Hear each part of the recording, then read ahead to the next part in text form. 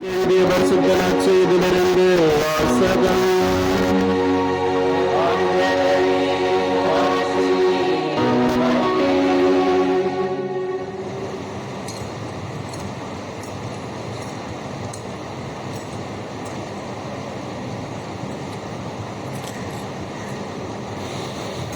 ஒரு நாள் பரிசேயரும் எருசலேமிலிருந்து வந்திருந்த மறைநூல் அறிஞர் சிலரும் இயேசுவிடம் வந்து கூடினர்.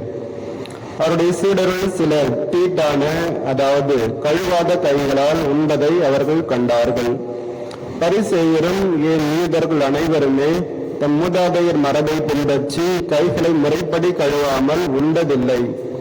சந்தையிலிருந்து வாங்கியவற்றை கழுவிய பின்னரை உண்பர்.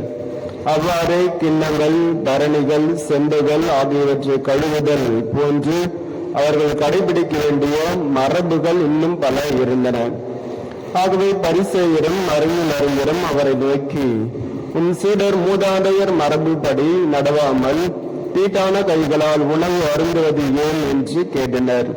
அதற்கு அவர், வெளிவேடக்காரராகிய உங்களை பற்றி எசையா பொருத்தமாக இறைவாக்கு உரைத்திருக்கிறார். இம்மக்கள் உதட்டினால் என்னை போற்றுகின்றனர், இவர்கள் உள்ளமோ என்னை விட்டு வெகு தொலைவில் இருக்கிறது. மனித கட்டளைகளை கோட்பாடுகளாக கற்பிக்கின்றனர், இவர்கள் என்னை வழிபடுவது வீண் என்று அவர் எழுதியுள்ளார். நீங்கள் கடவுளின் கட்டளைகளை கைவிட்டு மனித மரபை பின்பற்றி வருகிறவர்கள் என்று அவர்களிடம் கூறினார். இயேசு மக்கள் கூட்டத்தை மீண்டும் தம்மிடம் வரவழைத்து அவர்களை நோக்கி, நான் சொல்வதை அனைவரும் கேட்டு புரிந்து கொள்ளுங்கள். வெளியே இருந்து மனிதருக்குள்ளே சென்று அவர்களை தீட்டுப்படுத்தக்கூடியது ஒன்றுமில்லை. மனிதருக்கு உள்ளே இருந்து வெளியே வருபவையே அவர்களை தீட்டுப்படுத்தும்.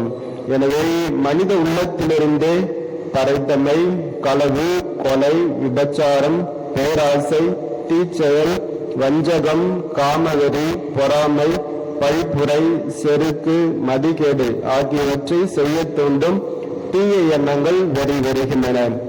தீயனவாகிய இவை அனைத்தும் உள்ளத்திலிருந்து வந்து மனிதரை தீட்டுப்படுத்துகின்றன என்றார். இது வாழ்வு தரும் கிறிஸ்துவின் நற்செய்தி. கிறிஸ்துவே உமக்கு புகழ்.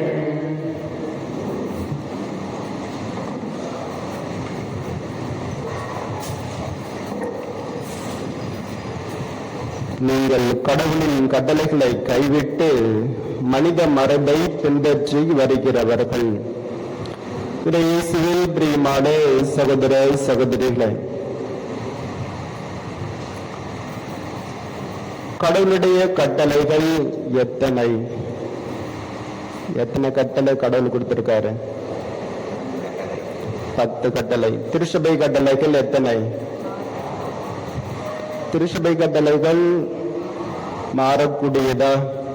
திருச்சபை கட்டளைகள் என்ன? ஞாயிற்றுக்கிழமைகளிலும் கடந்த நாட்களிலும் முழு பூசை காண்கிறது. நம்ம கோயிலுக்கெல்லாம் செருப்பு போட்டு வரலாமா? நம்ம பன்றி இறைச்சல்லாம் சாப்பிடலாமா? இதெல்லாம் பார்த்தீங்கன்னா விவிலியத்தில் நமக்கு சாப்பிடக்கூடாது அப்படிலாம் சொல்லியிருக்காங்க. ஸ்டார்டிங்கில் அதெல்லாம் பார்த்துருக்கோம். ஆனால் அதே விவிலியத்தில் புதிய ஏற்பாடுல பார்க்கிற பொழுது உள்ளே செல்வது எதுவும் தீட்டுப்படுத்துவதில்லை. உள்ளிருந்து வெளிவருகிற தீய எண்ணங்கள் தான் ஒருவரை தீட்டுப்படுத்துகிறது. பவுலடியாருடைய கொள்கைகளும் அதுதான் கிறிஸ்துவை பின்பற்றி சொல்லியிருக்கிறார். எனவே இந்த திருச்சபை கட்டளைகள் என்பது திருச்சபையினுடைய வழிமுறைகளை, நெறிமுறைகளை நமக்கு எடுத்து கூறுகிறது.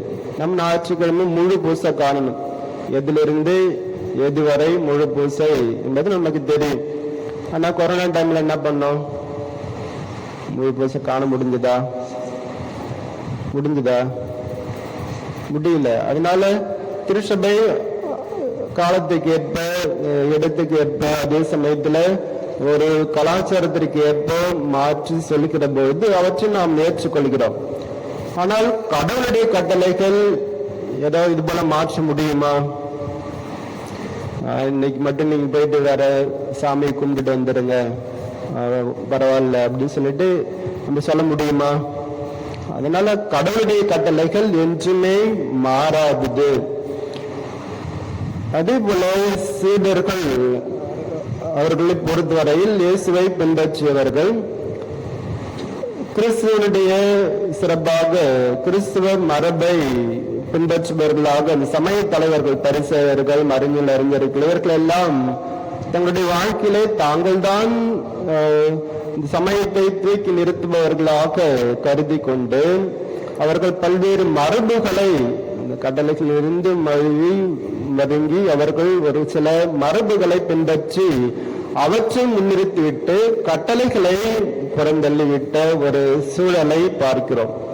இன்றைய முதல் வாசகத்திலே நமக்கு கொடுக்கப்படுவது மோசே அவர் வழியாக இந்த மக்கள் கடவுளுடைய கட்டளைகளிலிருந்து விலகி சென்று கொண்டே இருக்கிறார்கள் என்பதை அவர்கள் எடுத்துரைத்து, நீங்கள் கடவுளுடைய கட்டளைகளை கூட்டவும் கூடாது, குறைக்கவும் கூடாது, முறையாக அவற்றை நீங்கள் பின்பற்ற வேண்டும் என்பது இங்கே வெளிப்படுத்துகிறார். இந்த கட்டளைகளுடைய சாரம்சமாக அவற்றினுடைய அடிப்படை நோக்கமாக இருப்பது அன்பு செய்வது. கடவுளுடைய நோக்கமே சுயநலத்தை புறந்தள்ளிவிட்டு பிறரை அன்பு செய்து வாழ்வதுதான் கட்டளைகளுடைய நோக்கமாக இருக்கிறது. ஏனென்றால் கட்டளைகள் அங்கு இல்லை என்றால் நாம் கடவுளையும் மனிதரையும் மதிக்காமல் சுயநலத்தை மேன்மைப்படுத்தி நம்முடைய சுயநலத்தால் நாம் பிறரை அழிப்பதோடு நம்மையும் அழித்துக் கொள்கிற தன்மையை தான் இங்கு வெளிப்படுத்துகிறார். எனவே அன்புதான் இந்த கட்டளைகளுக்கெல்லாம் அடிப்படையாக அமைகிறது என்பதை இங்கு வெளிப்படுத்துகிறார். ஒரு சமயத்தினுடைய உண்மையான நோக்கம், ஒரு சமயத்தினுடைய வாழ்வு என்ன என்பதை இன்றைய 2ஆம் மாசம் நமக்கு தெளிவுபடுத்துகிறது. சமயம் என்றால் சமைத்தல், அந்த அர்த்தத்திலிருந்து நமக்கு கொடுக்கப்படுகிறது. சமைத்தல் என்றால் என்ன செய்யறோம்? காய்கறியில பழங்களை வாங்குறோம், வாங்கி அவற்றை சுத்தப்படுத்தி அவற்றை பக்குவப்படுத்துகிறோம், நம்முடைய உடலுக்கு ஏற்றவாறு பக்குவப்படுத்துறோம். அதேதான் சமயமும் செய்வது. பல்வேறு சுயநலத்தால் தன்னை மாற்றிக்கொண்டு தன்னை இறை அழைப்பிலிருந்து, இறை வாழ்விலிருந்து மாறுபட்டு செல்கிற ஒரு வாழ்வை நேரிய வழியில் இறைவனுக்கு உகந்த ஒரு காணிக்கையாக தன்னுடைய வாழ்வை மாற்றுவதுதான் சமயத்தினுடைய முக்கிய, பக்குவப்படுத்துவதுதான் சமயத்தினுடைய முக்கிய பணியாக இருக்கிறது. இந்த சமயத்தினுடைய நோக்கமாக 2 காரியங்களை இந்த 2ஆம் மாசத்துல யாக்கோபு திருத்துதர் நமக்கு எடுத்துக் கொள்கிறார். என்ன 2 காரியங்கள்? ஒன்று, அனாதைகளை, துன்புறும் அனாதைகளையும் கைம்பெண்களையும் கவனிக்கிறது. துன்புறும் அனாதைகளையும் கைம்பெண்களையும் கவனிக்கிறது. 2வது, உலகத்தால் கரைபடாதபடி தம்மை காத்துக் கொள்வது. நாம் தூய்மையாக இருக்க வேண்டும். உலகத்தால் கரைபடாதபடி நம்மை தூய்மையாக பார்த்து கொள்ள வேண்டும். இந்த 2 காரியங்கள் தான் ஒரு சமயத்தினுடைய முக்கிய கருத்தாக நமக்கு கொடுக்கப்படுகிறது. துன்புறும் அனாதைகளையும் கைம்பெண்களையும் கவனித்தல். நாம் பிறரை அன்பு செய்ய வேண்டும். திருத்தந்தை பிரான்சிஸ் அவர்களுடைய அதிகமாக முக்கியமாக அவர் கருத்தில் கொண்டு எல்லாருக்கும் எடுத்துக் கூறுவது, உதவி செய்வது இந்த துன்புறும் அனாதைகளையும் கைம்பெண்களையும் கவனித்தல். அதாவது ரெஃப்யூஜி, நிறைய பேர் நாட்டை இழந்து வாழ்கிற மக்களை அவர்களுக்கு முக்கியத்துவம் கொடுத்து அவர்களுக்கு உதவி செய்ய வேண்டும் என்பதை வலியுறுத்திக் கொண்டே இருக்கிறார். நீங்க கூட வயநாட்டுக்குள்ள உதவி செஞ்சிருக்கீங்களா? உதவி செஞ்சீங்களா? கை தூப்பாகும். இந்த கலெக்ஷன் எடுத்திருப்பாங்களே, வயநாடு நிலச்சரிவுக்காக உதவி செஞ்சீங்களா இல்லையா? Very good. அதுதான் ஒரு சமயத்தினுடைய அடிப்படை நோக்கம். ஒருத்தவங்க தேவையில் இருக்கிறாங்க, அவங்களுக்கு உடனடியாக அவர்கள் கைவிடப்பட்டவர்களாக அனாதைகளாக மாறி இருக்கிறார்கள்.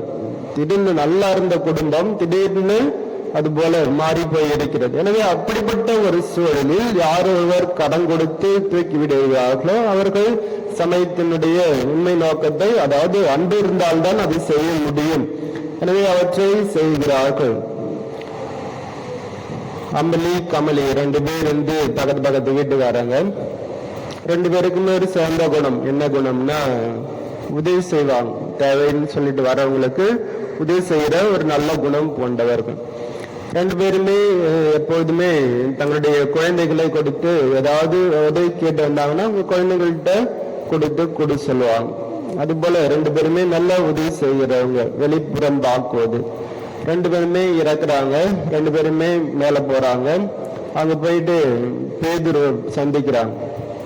பேதுரு வந்துட்டு விமலி பார்த்த உடனே நீங்க மோட்சத்துக்கு போங்க அப்படின்னு சொல்லிட்டு மோட்ச பக்கம் அனுப்புறாங்க. கமலி பார்த்த உடனே அவங்கள நரகத்துக்கு நீ போ அப்படின்னு சொல்லிட்டு நரகத்துக்கு அனுப்புறாங்க. உடனே இவங்களால முடியல. ஏன் நானும் எல்லாம் உதவி செஞ்சு அவங்கள போல நானும் உதவி செய்யற மனப்பக்கத்தோட தானே செஞ்சுட்டு இருந்தேன், நீங்க இதெல்லாம் கவனிச்சிருப்பீங்களே அப்படின்னு சொல்லிட்டு என்ன மட்டும் ஏன் வந்து நரகத்துக்கு போக சொல்றீங்க அப்படின்னு சொல்லிட்டு கேட்டாங்க. அதற்கு பேதுரு சொன்னார், 2 பேருமே உதவி செய்தாங்க வெளிப்புற அடையாளத்துல. ஆனால் உங்களுடைய எண்ணங்கள் இப்படிப்பட்டதாக இருந்தது. விமலை பொறுத்தவரையில் ஒரு உதவி செய்யும் பொழுது அவங்க நல்லா இருக்கணும், அவங்க பசியா இருக்கணும், அவங்க திருப்தியா செல்லணும், அவங்களுடைய வளர்ச்சிக்காக அவங்களுடைய வாழ்வுக்காக அவங்க சிந்திச்சாங்க. அதனாலதான் அவங்க குழந்தைகிட்ட கொடுக்க சொல்லும் போது பாத்திரத்துல கொடு சொல்றாங்க. ஆனா நீங்க கொடுக்க சொல்லும் பொழுது எப்படி கொடுத்தீங்க? குழந்தைங்கள்ட்ட அரிசி கொடுக்குறாங்கன்னு வச்சுக்கோங்க. குழந்தைங்களை விட்டு கொடு சொன்னா அவங்க குழந்தைகள் எவ்வளவு அள்ள முடியும்? கொஞ்சமா தான் அள்ளி கொடுக்க முடியும். அதனால அவங்க கொடுத்தாங்கன்னா குறையவும் கிடையாது, அதிகமா கொடுத்த மாதிரியும் இருக்கு, செஞ்ச உதவி செஞ்ச மாதிரியும் இருக்கு, அதே சமயத்துல எனக்கும் குறையாத மாதிரி இருக்கு. அதனாலதான் சரி குழந்தை விட்டு கொடுக்குறேன். அப்படிப்பட்ட ஒரு மனநிலையில் தான் நீ கொடுத்த. அதனாலதான் வந்து உங்களுடைய எண்ணங்கள் அவருடைய வளர்ச்சிக்காக அல்ல, உங்களுடைய சுயநலத்தில் அங்கும் இருக்கிறது. அதனால்தான் அப்படின்னு சொல்லிட்டு பேதுரு சொன்னாராம். பிரிமானத்திலே எண்ணம் போல் வாழ்வு, எண்ணங்கள் போல் உங்களுக்கு நிலை வாழ்வும் அப்படிப்பட்ட ஒரு நிலை இல்லை. உங்கள் எண்ணத்தின் அடிப்படையில் தான் உங்களுக்கு கொடுக்கப்படும். அதில் செயலாக்கம் அதன் வழியாக உங்களுக்கு நிலை வாழ்வு இருக்கும் என்று சொல்கிறார்கள். எப்பொழுதுமே நம்முடைய எண்ணங்கள் எப்பொழுது தூய்மையானதாக இருக்கிறதோ அப்பொழுது நம்முடைய வாழ்வும் தூய்மை உள்ளதாகவே மாறுகிறது என்பதை இன்றைய வாசகமாக நம்ம அறிந்து கொள்கிறோம். இன்றைய நற்செய்தியிலே ஆண்டவர் இயேசு கிறிஸ்து இறைவாக்கினருடைய இறைவாக்கு சுட்டி காட்டி மக்கள் உதவினால் என்னை போற்றுகின்றனர், இவருடைய உள்ளமோ என்னை விட்டு வெகு தொலைவில் இருக்கிறது என்று சொல்லி இந்த பரிசேயர்களுடையும் மருந்தில் அறிஞருடைய வாழ்முறையும் அவருடைய சுட்டிக்காட்டி அவர்களுக்கு மிக தெளிவாக நீங்கள் எப்படிப்பட்ட வாழை வாழ்கிறீர்கள், அன்பை மையப்படுத்தி வாழ வேண்டும். ஆனால் அன்பை புறக்கணித்து விட்டு சுயநலத்தால் மனித மரபை மக்களை அடக்கி ஒடுக்கி ஆழ்ந்து கட்டளைகளை கடைபிடிப்பதாக கோட்பாடுகளை அதிகமாக முக்கியத்துவம் கொடுத்து மக்களை வழிநடத்துகிறீர்கள் என்று அவர்களுக்கு சுட்டி காட்டி எடுத்து கூறிக்கொண்டே இருக்கிறார். பிரிமாவர்கள் திருவள்ளுவர் கூட நமக்கு எடுத்து கூறுவது மனத்துக்கண் மாசிலன் ஆதல் அனைத்திறன் ஆகுல நிரம்பெற. ஒருவர் மாசில்லாமல் குற்றமில்லாமல் இருப்பதுதான் அனைத்து அறங்களுக்கெல்லாம் மூலதனமாக இருக்கிறது என்று குறிப்பிடுகிறார். எனவே நாம் உள்ளத்தளவிலே தூய்மையாக இருக்க வேண்டும். அதனுடைய வெளிப்பாடு நாம் பிறருக்கு உதவி செய்வதிலே இருக்க வேண்டும் என்பதை இங்கே சுட்டிக்காட்டுகிறார். இடைய தமிழ்ல ஒரு பழமொழி இருக்கு. நம்ம உள்ள ஒண்ணு வெளி ஒண்ணு வச்சு பேசுறது தமிழ்ல பழமொழியாக சொல்லுவாங்க. ஒய்யார கொண்டையாம் தாழம்புவாம் உள்ளூர் நோக்கினால் உள்ளூர் ஆராய்ந்தால் ஈரும் பேனான்னு சொல்லுவாங்க. ஒய்யாரம் கொண்டையாம் தாழம்புவாம். கொண்டை பார்க்கும்போது தாழம்பு வச்சு நல்லா அழகா இருக்கு. ஆனா உள்ளூர் ஆராய்ந்தால் என்ன இருக்கு? ஈரும் பேனுமா இருக்கு. இதுதான் அதுதான் மறைஞ்சல் அறிஞர்கள் பரிசேயர்கள். இதுதான் உங்களுடைய வாழ்க்கை முறை. அல்ல வெளியில பகட்ட நாங்க சமயத்தை தூக்கி வளர்ப்பவர்கள், சமயத்தை பின்பற்றுபவர்கள் என்று மிக மிக ஆடம்பரமாக மிக மிக வெளிப்புற இடத்திலே மிக நேர்த்தியாக பின்பற்றுபவர்களாக இருக்கிறார்கள். ஆனா உள்ள மக்கள் உதட்டினால் வெளிப்புறத்துல நல்லா நல்ல புகழ் சொல்லி பாடுறாங்க. ஆனா மக்களுடைய உள்ளத்தை எண்ணத்தை பார்க்கிற பொழுது சுயநலம் அங்கு அதிகமாக இருக்கிறதாக ஆண்டவர் இயேசு கிறிஸ்து நமக்கு எடுத்து கூறுகிறார். பிரிமானத்துல நம்முடைய வாழ்வில் சடங்குகள், சம்பிரதாயங்கள், சமயங்கள் இவரெல்லாம் எந்த அளவுக்கு இருக்கிறது?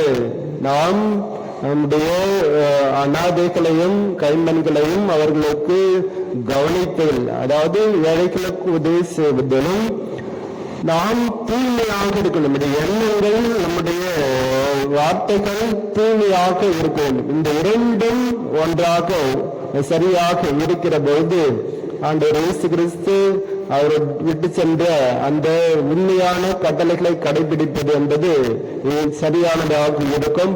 நாமும் நம்முடைய சமயத்தை சரியாக பின்பற்றுகிறோம். இந்த இரண்டுக்கும் அடிப்படையாக இருக்கிறது அன்புதான்.